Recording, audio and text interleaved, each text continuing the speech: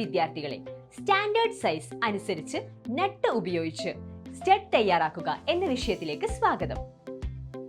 ഈ എക്സസൈസിന്റെ അവസാനം നിങ്ങൾക്ക് കഴിയും ഡൈകൾ ഉപയോഗിച്ച് എക്സ്റ്റേണൽ ത്രെഡുകൾ കട്ട് ചെയ്യുന്നതിന് ബ്ലാങ്ക് സൈസ് തയ്യാറാക്കുക. ടാപ്പ് ഉപയോഗിച്ച് ഇന്റേണൽ ത്രെഡ് രൂപപ്പെടുത്തുന്നതിന് ഹോളിലൂടെ ഡ്രില്ല് ചെയ്യുക. Materials and equipment: threading die, die stock or handle, cutting oil or lubricant, thread gauge, vise or clamping device, deburring tool. Process: die സ്റ്റോക്കിൽ die fix ചെയ്യുക.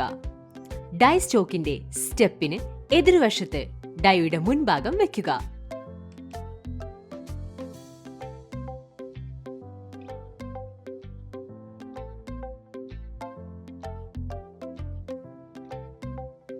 വർക്കിന്റെ ചെംഫറിൽ ഡൈയുടെ മുൻഭാഗം വെക്കുക.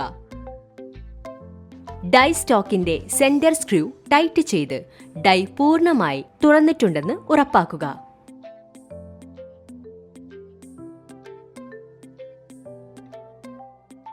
ബോൾട്ട് സെന്റർ ലൈനിലേക്ക് ഡൈ സ്ക്വയർ ആരംഭിക്കുക.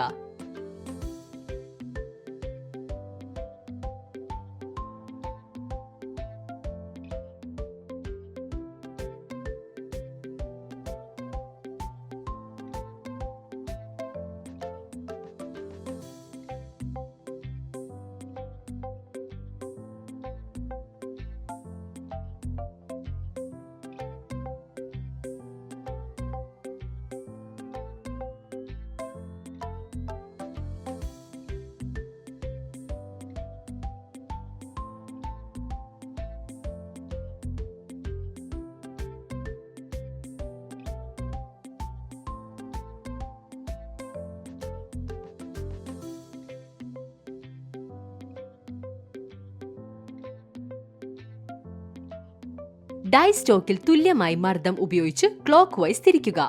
ബോൾട്ട് ബ്ലാങ്കിൽ ഡൈ മുന്നോട്ട് നീക്കുക.